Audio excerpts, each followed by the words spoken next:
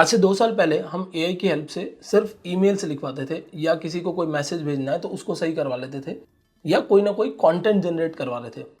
1 साल पहले हम एआई को बोलने लगे कि भाई थोड़ा सा कोड भी लिख दे, जिसमें वो हमें कुछ ना कुछ कोड सजेशंस दे देता था या कुछ कोड स्निपेट्स बना के दे देता था। But with in last 2 to 3 months हम एआई को बोलने लगे कि अब पूरा का पूरा प्रोजेक्ट ही तुम बना के दे दो। This is what we called vibe coding. Vibe coding एक ऐसा कंसेप्ट है जिसके अंदर हम एआई डिपेंडेंट कोडिंग लिखते हैं, not AI assisted coding. AI dependent coding का मतलब यहाँ सिंपल सा है कि हम एआई को बोलते हैं कि मुझे ये सब कुछ बनाकर दो, और वो बनाने के लिए जो डिटेल्स है वो मैं प्रोवाइड करूंगा। मतलब कि मैं एक सिंपली प्रॉम्प्ट लिखूंगा और एआई मुझे उसका एक प्रोटोटाइप बनाकर दे देगा। तो इस वाइब कोडिंग की रेस में ऑलरेडी बहुत सारे टूल्स थे। lovable.dev था, कर्सर एआई था, उसी के साथ साथ बहुत सारे छोटे छोटे और टूल्स अवेलेबल थे जो कि वाइब कोडिंग में या जो कि एआई डिपेंडेंट कोडिंग में हेल्प करते थे। तो फिर गूगल ने सोचा कि मैं कैसे पीछे रह जाऊं, इसीलिए गूगल ने लॉन्च किया फायरबेस स्टूडियो। तो आज हम फायरबेस स्टूडियो की बात करने वाले हैं, और फायरबेस स्टूडियो की हेल्प से हम एक ऐप का प्रोटोटाइप बनाने वाले हैं, जिसको लिखने के लिए या जिसको बनाने के लिए मैं कोई भी लाइन का कोड नहीं लिखने वाला हूं, मैं सिर्फ प्रॉम्प्ट लिखने वाला हूं। सो फायरबेस स्टूडियो यूज करने के लिए आपको studio.firebase.google.com पर जाना है।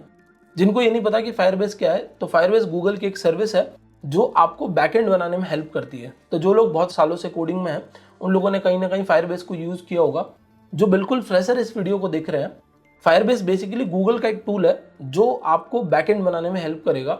आपको अपना कोई भी कोड नहीं लिखना, आपको बैकएंड के लिए कोई डेटाबेस बनाने की जरूरत नहीं है, कोई आपको ऑथेंटिकेशन लगाने की जरूरत नहीं है। सब कुछ फायरबेस खुद ही कर सकता है। So before starting this video, if you are a web development aspirant, और अगर आप चाहते हैं एक सॉलिड करियर बनाना in the field of web development, तो आप हमारे full stack web development mentorship program को चेकआउट कर सकते हो, जिसकी लिंक आपको डिस्क्रिप्शन में मिल जाएगी।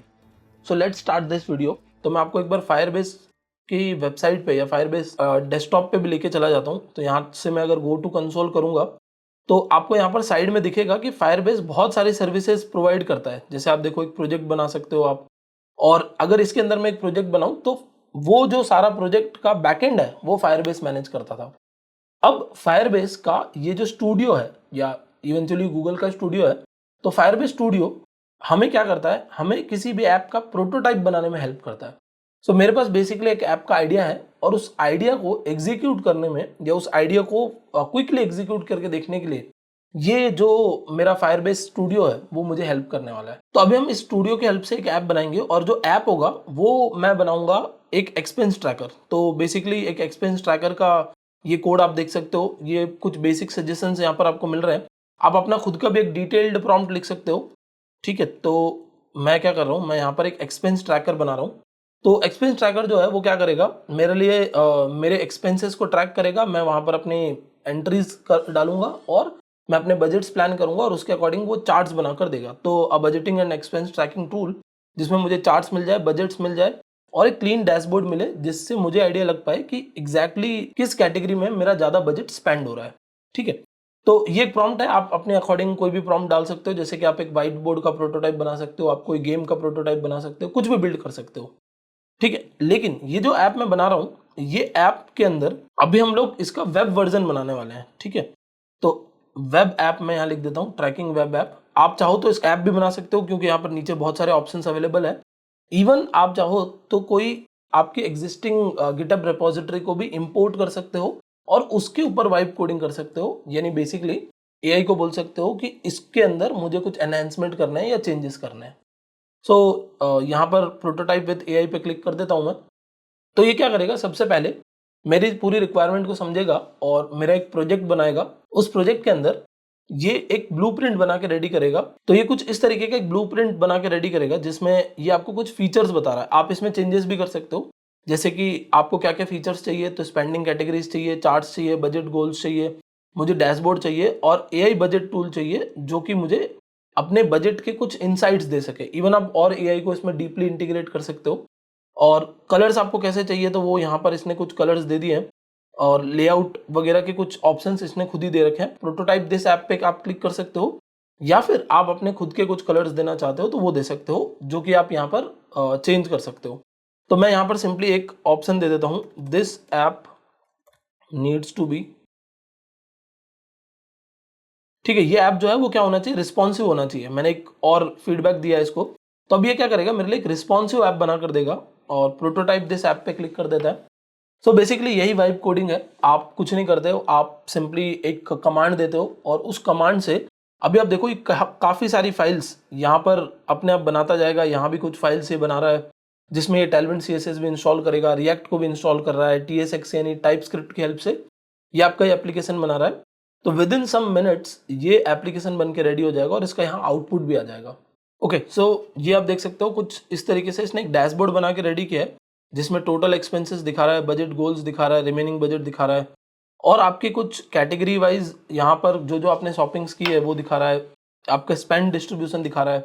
बट हम इसको थोड़ा सा और एनहेंस करना चाहते हैं और हम चाहते हैं कि यहाँ पर हमारे पास ऐड करने का भी ऑप्शन हो, रिमूव करने का भी ऑप्शन हो, लिस्टिंग का भी ऑप्शन हो, कैटेगरीज क्रिएट करने का भी ऑप्शन हो, हम अपने बजट को डिसाइड कर पाए वो भी ऑप्शन हो, मैं अपनी इनकम और एक्सपेंसेस दोनों मैनेज कर पाऊँ। इस तरीके के कुछ कुछ फीचर्स हम यहाँ मैनेज करना चाहते हैं। तो उसके लिए हमें क्या करना पड़ेगा, उसके लिए हमें यहाँ पर ऊपर एक ऑप्शन आपको दिख रहा है स्विच टू कोड, इस पे सिंपली क्लिक करना होगा और आप कोड पे शिफ्ट हो जाओगे। तो जैसे आप कोड पे आ जाओगे यहाँ ये आपको वेब यानी इसका जो आउटपुट है वो दिखा देगा। ये आपको कुछ कुछ VS कोड के जैसे दिखेगा। VS कोड को ही इवेंचुअली इंटीग्रेट किया है फायरबेस स्टूडियो ने। तो यहाँ पर आपको इसकी रीडमी फाइल दिख रही है, इस रीडमी फाइल को तो हटा देता हूँ मैं। इवन आप जो भी फाइल्स यहाँ से चेंज करना चाहते हो वो सारी फाइल्स यहीं अवेलेबल है, आप किसी को भी एडिट कर सकते हो। तो ये इसका वेब वर्जन है और मैं इसके जेमिनाई वर्जन पे भी, मैं इसके जेमिनाई पे भी चला जाता हूँ और यहाँ से आप क्या कर सकते हो, आप जेमिनाई को रिक्वेस्ट कर सकते हो इसके अंदर एडिट्स करने के लिए। ठीक है, तो चलो इसमें कुछ कुछ एडिट्स करना हम स्टार्ट कर देते हैं और आप चाहो तो जेमिनाई 2.5 को भी यूज़ कर सकते हो। बट उसके लिए आपको क्या करना पड़ेगा, उसके लिए आपको यहाँ पर आपकी API की देनी पड़ेगी। तो इनकेस अगर आपके पास API की नहीं है या लेट्स से जो आप API की दोगे वो भी आपको पेड या प्रीमियम वर्जन की ही देनी पड़ेगी। तो हम क्योंकि फ्री वर्जन यूज़ कर रहे हैं तो इसलिए हम फ्री में ही यहाँ पर इनबिल्ट जो भी AI मॉडल ये दे रहा है वही यूज़ करने वाले हैं। और हम लोग यहाँ पर इसको कुछ कुछ कमांड्स देंगे। जैसे हम चाहते हैं कि सबसे पहले create a header with the following menus. ठीक है, तो हमें क्या क्या मेन्यूज चाहिए इसके अंदर, हमें मेन्यूज इसमें चाहिए सबसे पहले होम या जो डैशबोर्ड है वो, जो कि एग्जिस्टिंग डैशबोर्ड है। फिर मुझे चाहिए एक एक्सपेंस लिस्टिंग, फिर मेरे पास आ जाए ऐड एक्सपेंसेस। ठीक है, ऐड एक्सपेंसेस एंड इनकम्स। तो अभी फिलहाल मैं हेडर में ये तीन चीजें इसको बनाने के लिए बोल रहा हूँ। तो ये सिंपली क्या करेगा, आपके लिए कोड को चेंज करेगा। तो यहाँ जो आपको फाइल्स दिख रही है ये सारी SRC के अंदर ऐप कंपोनेंट्स हुक्स, ये उन फाइल्स में अपडेट्स करेगा। ये थोड़ा सा टाइम ले सकता है डिपेंडिंग ऑन कौन सा AI मॉडल आप यूज कर रहे हो and at the same time आपका जो इंटरनेट स्पीड है वो कैसी है। तो ये क्रिएट फाइल पे क्लिक कर देता हूँ एक बार। ठीक है, तो अब ये क्या करेगा, हमारे लिए एक हेडर बना देगा जो कि इधर दिखेगा आपको। अब ऑब्वियसली अगर मैं जो हमारा प्रो 2.5 प्रो यूज़ कर रहा होता तो ये और थोड़ा सा फास्ट होता। बट क्योंकि हम फ्री यूज़ कर रहे हैं इसीलिए फ्री यूज़ कर रहे हैं ताकि आप समझ पाओ कि फ्री वाले जो वर्जन है उससे भी काम चल सकता है आपका। तो ये जो भी चेंजेस थे वो मैंने एक्सेप्ट कर लिए और एक बार यहाँ से रिफ्रेश किया तो यहाँ कुछ एक छोटी सी एरर आ रही है। वो एरर आ रही है इसके अंदर SRC के अंदर। तो एक काम करते हैं, इसी को हम ये एरर दे देते हैं। सो वाइब कोडिंग बेसिकली मीन्स हम खुद से कुछ भी चेंज नहीं करने वाले। हम सिंपली क्या करेंगे, AI को आके यहाँ पर जो एरर्स है या जो भी प्रॉब्लम्स है वो देते जाएंगे और वो इसको सॉल्व करता जाएगा और सॉल्व करके हमारे लिए ये आउटपुट्स बनाता जाएगा। तो एक काम करता हूँ, मैं यहाँ से ना चेंज रिव्यू कर लेता हूँ और ये जो TSX है वो हटा देते हैं इधर से। ठीक है, अब यहाँ पर ये भी पॉसिबल है कि कई बार आपको खुद को भी कोड को एडिट करना पड़े बिकॉज आप फुल्ली AI डिपेंडेंट कोड नहीं कर सकते। जैसे अभी आप देखोगे कि मैंने TSX हटाने के लिए कोड लिखा बट फिर भी नहीं हटा। तो मैं सिंपली क्या कर सकता हूँ, कंपोनेंट्स में जाऊँगा और यहाँ से मैं अपने UI कंपोनेंट्स में जाके हमारे कंपोनेंट्स में SRC फिर header.tsx। ठीक है, मैं यहाँ से इस कोड को डिलीट कर दूंगा बस। ये जो एरर वाला कोड था वो हटा दिया एंड अब एक बार रीलोड करके देखते हैं फिर से। ठीक है, तो ये आपका हेडर आ चुका है। अब हम ये चाहते हैं कि यहाँ जैसे क्लिक हो तो हम एक्सपेंसेस वाली लिस्ट पे चले जाएं। ठीक है, और जैसे यहाँ ऐड एक्सपेंस इनकम पे क्लिक हो तो इस पे चले जाएं, डैशबोर्ड पे क्लिक हो तो हम डैशबोर्ड पे आ जाएं जो कि हमारा ये डैशबोर्ड है। अब हमें थोड़े और प्रॉम्प्ट्स देने हैं और हमें बोलना है कि create 2 pages, 1 for the expense listing and another for adding expenses slash. ठीक है, तो ये हम लोगों ने यहाँ पर एक प्रॉम्प्ट दे दिया कि हमें 2 और पेजेस बनाने हैं, और उन पेजेस के अंदर हमें क्या चाहिए, हमें पहला तो चाहिए एक हमारा एक्सपेंस लिस्टिंग का पेज। तो यहाँ क्रिएट फाइल पे क्लिक कर देता हूँ, और ये एक छोटी सी प्रॉब्लम है जो ये बार बार क्रिएट कर रहा है, जिसके अंदर ये TSX ऊपर ऐड कर दे रहा है। तो आई गेस हमें हर बार रिव्यू करना पड़ेगा, तभी ये हमारा फाइनल आउटपुट बन पाएगा। तो ये मैं हटा देता हूँ। ठीक है, कोई बात नहीं, एक बार फाइल क्रिएट कर लेते हैं, और जब जो एरर्स है वो हमें खुद ही जाके सही करनी पड़ेगी। तो ये 2 फाइल्स क्रिएट हो चुकी है, एक बार रिफ्रेश कर लेते हैं इधर। सो बेसिकली क्योंकि एक प्रोटोटाइप बन रहा है, तो इसका मतलब ये नहीं कि आपको बिल्कुल कोड आने की जरूरत नहीं है, कि आपको कोड नहीं भी आता होगा तो भी आप बना लोगे, क्योंकि एरर्स तो आएगी, और जब वो एरर्स आएगी तो उन एरर्स को सही करने का काम भी आपको करना पड़ेगा। जैसे मैंने एक्सपेंस लिस्टिंग पे क्लिक किया अभी, तो अब मैं क्या कर रहा हूँ, एक्सपेंस लिस्टिंग वाले पेज पे जा रहा हूँ। सो अभी बेसिकली प्रॉब्लम ये है कि हमारे पास ये जो लिंकिंग है वो प्रॉपरली नहीं हो पाई है। तो पेजेस तो हमारे बन चुके हैं, बट हमारी जो लिंकिंग है वो प्रॉपर नहीं हो पाई है। तो इसके लिए हमें फिर से क्या करना पड़ेगा, हमें बोलना पड़ेगा on the click of the links in header, ठीक है, open listing page and add page accordingly. ठीक है, तो अब ये क्या करेगा, जैसे मैं ऊपर URL पे क्लिक करूंगा एक्सपेंसेस पे या ऐड इनकम पे, तो ये मेरे लिए उन दोनों पेजेस के ऊपर लेके जाने का कोड बनाएगा। तो अभी आप यहाँ देख सकते हो, ये मैंने अपडेट पे क्लिक कर दिया, एक बार रिफ्रेश करके देखते हैं। ठीक है, तो स्लैश ऐड पे क्लिक किया, अब ये एरर आ रही है जो TSX ऊपर था, जो अभी मैंने आपको कुछ देर पहले बोला था। तो सिंपली हम कुछ नहीं करेंगे, ऐप पे जाएंगे, ऐप में एक्सपेंस लिस्टिंग पे जाएंगे, और ये TSX आई डोंट नो ये क्यों बार बार एरर क्रिएट कर रहा है, बट इसको एक बार सही कर लेते हैं। एंड सिमिलरली यहाँ भी मैं इसको सही कर देता हूँ, ताकि एटलीस्ट हमारा पेज खुल पाए। ठीक है, इसको बंद करते हैं, वापस रिफ्रेश करते हैं। ओके, तो ये आपका क्या आ गया, एक्सपेंस लिस्टिंग आ गया। यहाँ पर आप एक्सपेंस ऐड करने वाले पेज को भी ओपन कर सकते हो। तो यहाँ मैं क्लिक कर देता हूँ। थोड़ा सा ये स्लो होगा कंपैरेटिवली, बिकॉज ये जो है वो कहीं और किसी क्लाउड सर्वर पे चल रहा है और आपको आउटपुट दिख रहा है। अब मुझे और कुछ कुछ चीज़ें ऐड करनी है, जैसे मुझे एक्सपेंस में यहाँ पर मुझे in the add expense page या क्रिएट अ फॉर्म विजेट with a slider to switch between adding expenses and adding incomes। So अभी हम लोगों ने एक और इंस्ट्रक्शन दिया है जिसमें हम इस पेज के अंदर कुछ अपडेट्स करवा रहे हैं। अब क्योंकि हम लोग एक फ्री मॉडल यूज कर रहे हैं, तो इसकी वजह से ये कोड में उतना परफेक्ट मॉडल नहीं है। अगर हम यहीं पे इस मॉडल को यूज कर रहे होते, जेमिनी 2.5 प्रो वाला जो मॉडल है वो हम यूज कर रहे होते, तो ये एक्सपेरिमेंटल मॉडल जो है वो कोड के लिए बेस्ट मॉडल है आज के डेट में।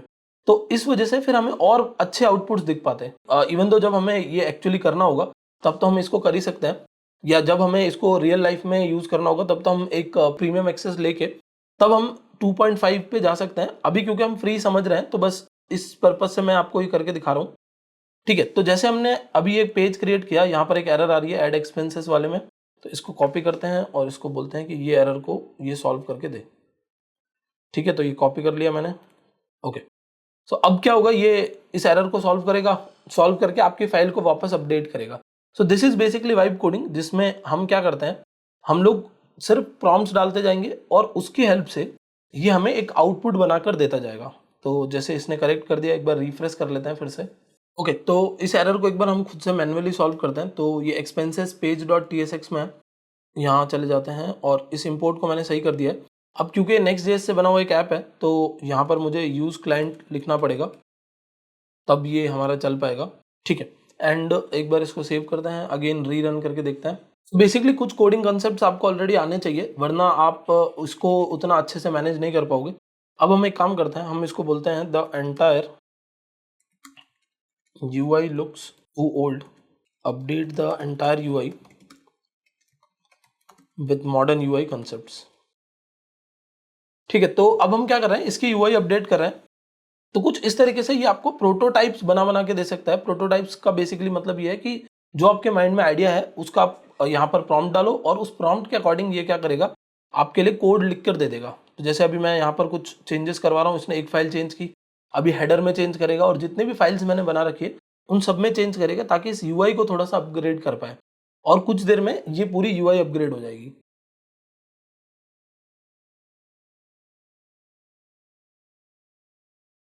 तो आप देख सकते हो जो जो कोड इसने चेंज किया है उसके अकॉर्डिंग थोड़ी सी हमारी यूआई अपग्रेड हो रही है और ये इनकम और एक्सपेंसेस वाला बटन भी थोड़ा सा अब अच्छा बन गया है। डैशबोर्ड पे जाओगे तो डैशबोर्ड भी थोड़ा और अच्छा दिखने लग जाएगा। एक्सपेंसेस लिस्ट में हम जाएंगे तो एक्सपेंसेस लिस्टिंग भी इसने थोड़ी सी अच्छी कर दी है और यहाँ पर हेडर का भी थोड़ा जो यूआई है उसको सही कर दिया है। अब यहाँ पर एआई बजट इनसाइट पे अगर हमें क्लिक करना है तो हम यहाँ पर क्लिक करके हमारा एक बजट इनसाइट भी जनरेट करवा सकते हैं, जो कि एआई हमें बना कर देगा। अभी क्योंकि ये स्टैटिक है, डायनेमिक नहीं है, यानी हमारे पास कोई डेटा नहीं है, तो हम यहाँ कुछ एंटर फिलहाल करेंगे तो भी, जैसे कि हम यहाँ पर मैंने एक कोई भी टेस्टिंग डेटा डाल दिया और मैंने अमाउंट लिख दिया 1000, तो ये सबमिट बटन जो है वो फिलहाल हमारे लिए काम नहीं करेगा, बिकॉज हमने इसके अंदर कोई भी फॉर्म इंट्रैक्शन वगैरह नहीं लगाया।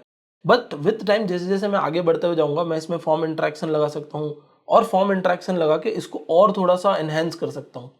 अब जैसे मैंने यहाँ पर इस ऐप को बनाया, वैसे ही हम किसी भी ऐप को I guess within 20-23 minutes हमने इस ऐप के प्रोटोटाइप को बना लिया। और अगर सिर्फ ऐप को बनाना ही होता और फास्ट कोड लिखना होता या मैं और फास्ट प्रॉम्प्ट दे पा रहा होता, तो फिर मैं इस ऐप को पूरा वर्किंग बना सकता था। मतलब मैं एक डेटाबेस को कनेक्ट कर सकता हूँ जहाँ से यूज़र लॉगिन कर पाए, यूज़र लॉगिन करने के बाद अपने एक्सपेंसेस ऐड कर पाए, अपने एक्सपेंसेस की लिस्टिंग दिख पाए। जैसे फिलहाल भी हम कर सकते हैं कि हम एक्सपेंसेस को लोकल स्टोरेज में सेव करें और यहाँ एक्सपेंसेस की लिस्ट दिख जाए। जैसे ये फीचर मैं एक ऐड करके यहाँ पर डाल देता हूँ, from the add expense button, from the add expense page, add the data into local storage and read it again on the listing page। ठीक है, हमने यहाँ पर बोला कि जैसे ही हमारा कोई यूजर ऐड एक्सपेंस करेगा तो हमें क्या करना है, उसको लोकल स्टोरेज में डाल देना है, हमारे ब्राउजर के लोकल स्टोरेज में, और वहां से वापस उठा के हमें अपने एक्सपेंस लिस्टिंग वाले में डालना है। ठीक है, तो अभी ये क्या कर रहा है, सबसे पहले एक्सपेंस वाला जो ऐड पेज है उसको अपडेट करेगा और उसके अंदर यहाँ जो कोड हमें चाहिए होगा, यानी जो भी हमारा कोड है फॉर लोकल स्टोरेज सेविंग, ये यहाँ से लेके आएगा।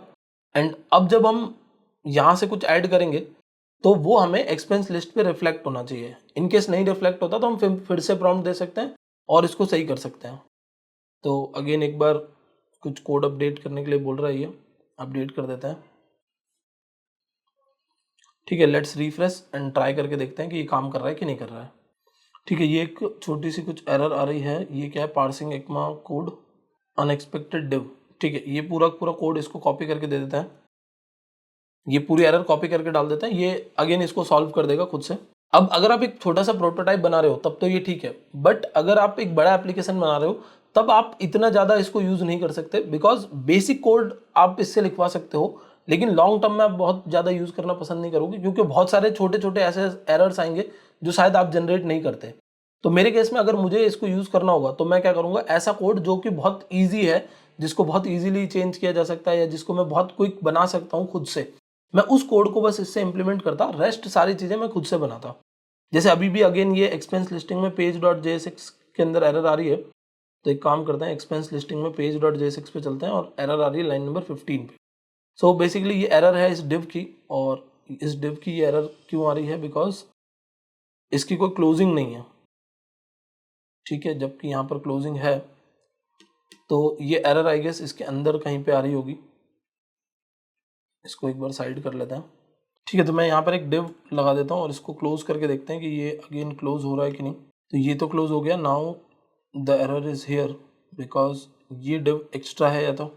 ठीक है, देखो तो कुछ इस तरीके की प्रॉब्लम्स में ना आप हमेशा फंस जाओगे, जहाँ पर क्योंकि कोड पूरा पूरा इसने बनाया तो एक एक लाइन जाके हमें डीबग करनी पड़ेगी कि एक्चुअली एरर आ कहाँ रही है। जैसे टेबल में एरर नहीं है, इस टेबल को मैं अगर हटा दूँ तो फिर ये डिव मेरी यहाँ क्लोज हो रही है, फिर ये वाली डिव हमारी जो है वो यहाँ इवेंचुअली क्लोज हो जानी चाहिए, बट फिर भी एरर दिखा रहा है। ओके, तो ये एरर आ रही है इसकी वजह से, ये जो हमारा फ्रेगमेंट लगा हुआ था उसकी वजह से एरर थी। तो अब फ्रेगमेंट को एक बार सही कर दिया है मैंने, एंड लेट्स सी कि ये फ्रेगमेंट की वजह से एरर है या ये अभी भी प्रॉब्लम कर रहा है, और यहाँ पर मैं इसको क्लोज कर दूंगा। ठीक है, तो इस तरीके से आपको इवेंचुअली एरर्स खुद ही सॉल्व करनी पड़ेगी अगर ये कोई एक ऐसी एरर जनरेट कर देता है जो खुद से नहीं सॉल्व कर पा रहा है।